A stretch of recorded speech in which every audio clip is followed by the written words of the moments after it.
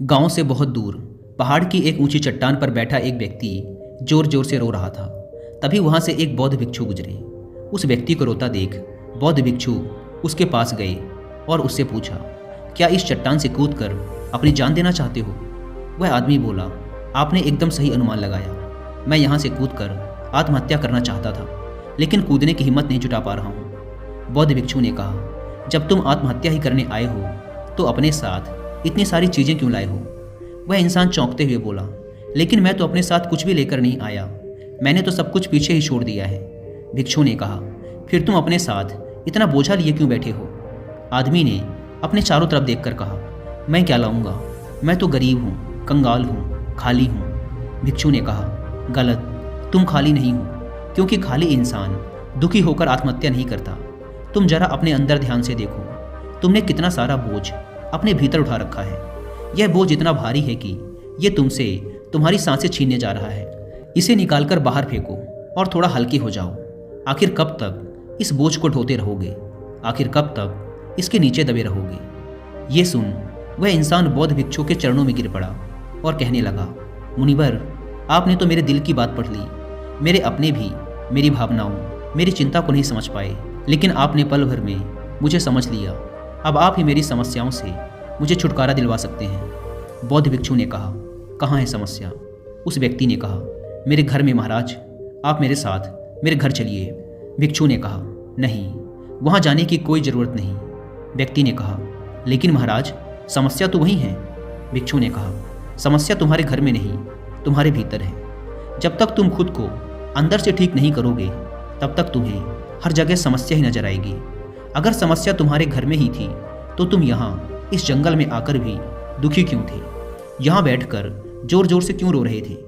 तुमने तो घर छोड़ दिया था, फिर समस्या भी घर में ही छूट जानी चाहिए थी। व्यक्ति ने कहा, हाँ मुनिवर, आप ठीक कह रहे हैं, मैं आपकी बात समझ पा रहा हूँ। कमी मेरे भीतर ही है, मैं ही किसी काम का नहीं हूँ। असल में मैं बहुत अभागा हूँ, मेरी किस्मत बहुत खराब है। भिक्षु ने कहा, बताओ मुझे, कैसे तुम्हारी किस्मत खराब है? व्यक्ति ने कहा, मैंने अपने परिवार वालों से दूध का व्यापार करने के लिए बहुत सारा धन लिया था, लेकिन मेरा वो व्यापार चल नहीं पाया और सारा धन डूब गया, जिसकी वजह से मेरे सारे परिवार वालों ने मुझसे दूरी बना ली। मैंने उन्हीं के लिए ही तो ये सब शुरू किया था कि अच्छा व्यापार चलने पर बहुत सारा धन कमाऊंगा और अपने परिवार वालों को सारी खुशियाँ दूंगा, लेकिन वो सब मुझे मेरी इस असफलता का जिम्मेदार मानते हैं और पूरे दिन कोसते रहते हैं। अब तो मुझे भी लगने लगा है कि मैंने उनके साथ गलत किया है। मेरे ही साथ मेरे एक दोस्त ने भी दूध का व्यापार शुरू किया था, लेकिन उसका व्यापार बहुत अच्छा चल रहा है। अब मेरे घर वाले रोज़ मुझे ताना मारते हैं कि देख उसको, वो कितना सफल हो गया, लेकिन तू तो है ही निकम्मा, तुझसे कुछ नहीं होने वाला। मेरा दोस्त भी अक्सर मेरे घर आकर ये बताता रहता है कि वो कितना सफल हो गया है, कैसे उसने अपने दम पर इतना बड़ा व्यापार खड़ा कर लिया, उसने इसके लिए कितनी मेहनत की है। उसकी बातें सुनकर लगता है कि मैं सचमुच किसी काम का नहीं हूँ, और अब तो घर के हालात ऐसे हैं कि मेरा घर भी गिरवी रखा हुआ है। भिक्षु ने कहा, क्या तुम्हें मालूम है कि तुम्हारा मित्र अक्सर तुम्हारे पास क्यों आता है? व्यक्ति ने कहा, हाँ मुझे पता है, वो मुझे नीचा दिखाने आता है। वो ये जताना चाहता है कि वो मुझसे ज़्यादा बुद्धिमान और परिश्रमी है। वो खुद को मुझसे अधिक श्रेष्ठ दिखाना चाहता है। वो चाहता है कि मैं उसकी सफलता देखकर दुखी होता रहूं। बौद्ध भिक्षु ने कहा, क्या तुम उसकी बातें सुनकर दुखी होते हो? व्यक्ति ने कहा, हाँ, दुख तो होता ही है। भिक्षु ने कहा, दुख किस बात का होता है, अपने असफल होने का या मित्र के सफल होने का? व्यक्ति ने कुछ देर तक सोचकर कहा, सच कहूँ तो अपनी असफलता से कहीं ज़्यादा दुख मित्र के सफल होने का होता है। भिक्षु ने कहा, मतलब तुम्हारे मित्र की असफलता पर तुम्हें खुशी होगी? व्यक्ति ने कहा, हाँ, बहुत ज़्यादा खुशी होगी। भिक्षु ने मुस्कुराते हुए कहा, असल समस्या तुम्हारा व्यापार में असफल होना नहीं, बल्कि तुम्हारे विचारों का नकारात्मक होना है। तुमने अपने मन को नकारात्मक विचारों से भर रखा है, और फिर उन नकारात्मक विचारों से उत्पन्न होने वाली नकारात्मक ऊर्जा तुम्हारे काम और दूसरों के साथ तुम्हारे संबंधों को बुरी तरीके से प्रभावित करती है। व्यक्ति बोला, हाँ मुनिवर, मुझे भी कई बार ऐसा ही लगता है। जब मैंने अपना व्यापार शुरू किया था, तब भी मेरे मन में इसी प्रकार के नकारात्मक विचार आ रहे थे कि कहीं मैं व्यापार में असफल ना हो जाऊं। मेरे मन में हमेशा ही ये असफलता का डर लगा रहता था, और अंत में मैं असफल ही हो गया। भिक्षु ने कहा, सबसे पहले तुम्हें तुम्हारे मन में सकारात्मक विचारों को जगह देने की जरूरत है। अभी तक तुम सकारात्मक विचारों की ऊर्जा से परिचित नहीं हो। हालांकि तुम्हारे मित्र की बातें तुम्हें दुखी करती हैं, लेकिन बातें वो सच्ची ही बताता है। वो अपने संघर्ष और अपने अनुभव की बातें ही बताता है। तुम उसके अनुभव और अपनी बुद्धि का उपयोग करो, उसके संघर्षों से मिली सीख का उपयोग करो। दुखी होने की बजाय इस बात की खुशी मनाओ कि तुम्हें घर बैठे एक सफल इंसान के अनुभव मिल रहे हैं। कड़ी मेहनत करो, हार मत मानो। ये बुरा वक्त भी गुजर जाएगा और तुम भी एक दिन एक सफल इंसान बनोगे। बौद्ध भिक्षु ने आगे कहा, मेरी एक बात हमेशा याद रखना, हम सफल होंगे या असफल, ये मुख्य रूप से हमारे सोचने के तरीके पर निर्भर करता है। इसलिए ज़िंदगी की ओर हमेशा एक सकारात्मक मानसिकता बनाकर रखो। दोस्तों, पॉजिटिव माइंडसेट हमारी लाइफ को पूरी तरीके से बदल कर रख सकता है। अगर आप भी अपने अंदर एक पॉजिटिव माइंडसेट डेवलप करना चाहते हैं तो इसमें आपकी हेल्प करेगी ये बुक, जिसका नाम है माइंडसेट। ये माइंडसेट के ऊपर लिखी गई अब तक की सबसे बेस्ट बुक है। अगर आपके पास इस बुक को पढ़ने का टाइम नहीं है तो आप इस बुक की हिंदी में बुक समरी भी सुन सकते हैं कुकू एफएम ऐप पर। कुकू एफएम इंडिया का fastest growing audio book platform है, जहां पर आप एक बुक से भी कम की कीमत पे करके हजारों बुक्स को ऑडियो फॉर्मेट में सुन सकते हैं, वो भी अपनी मनपसंद लैंग्वेज में। नॉर्मली इसके 1 साल का सब्सक्रिप्शन पड़ता है 399 रुपीज़ का, लेकिन अगर आप यूज़ करते हैं कूपन कोड WI50 तो पहले 250 लोगों को मिलेगा 50% का डिस्काउंट और सिर्फ 199 रुपीज़ में पूरे 1 साल तक हजारों ऑडियो बुक्स एंड सैकड़ों कोर्सेज का एक्सेस। अगर आप इस ऐप को डाउनलोड करना चाहते हैं तो ऐप की link description and pin comment पर मिल जाएगी। व्यक्ति ने कहा, आप सच ही कह रहे हैं, मैंने अपने अंदर बहुत से नकारात्मक विचार भर रखे हैं और यही मेरी असफलता का कारण भी है। लेकिन क्या अपनों के लिए कुछ करना गलत है? मैं तो अपने परिवार वालों के लिए अच्छा कर रहा था, लेकिन उन्होंने ही मुझसे दूरी बना ली।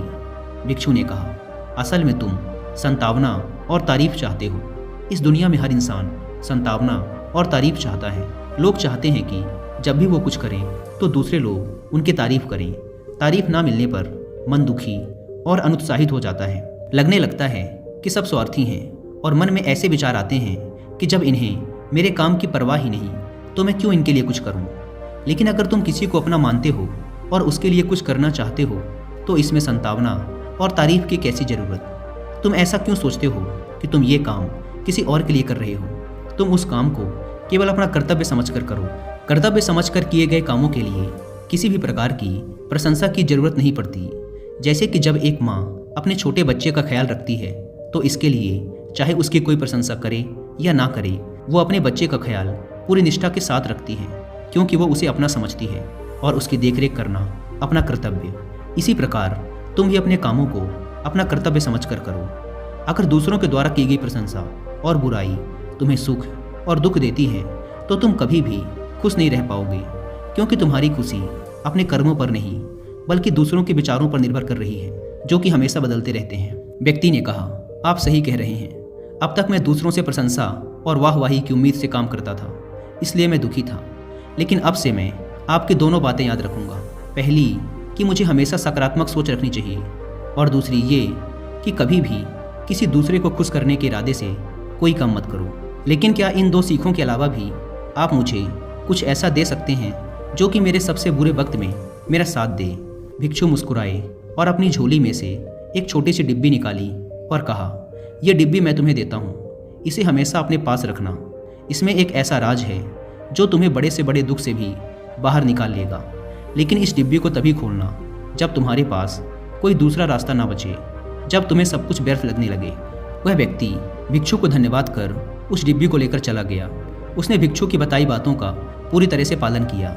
अब उसने नकारात्मक सोचना छोड़ दिया था और अब उसे दूसरों की राय से भी कोई फर्क नहीं पड़ता था।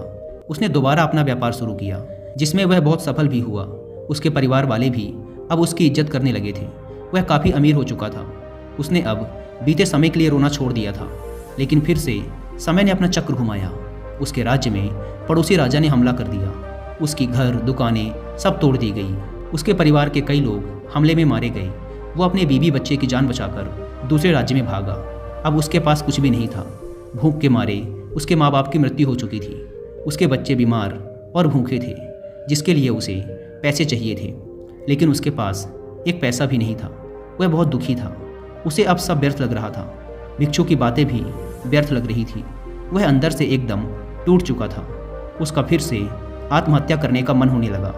तभी उसकी नज़र अपनी जेब में पड़ी उस डिब्बी पर गई जिसे भिक्षु ने दिया था। उसने डिब्बी खोली। उसके अंदर एक कागज़ और एक सोने का सिक्का था। उस कागज़ को पढ़कर वो ज़ोर से हंसा। उस पर लिखा था, ये वक्त भी गुजर जाएगा। उसने उस सोने के सिक्के से अपनी नई शुरुआत की।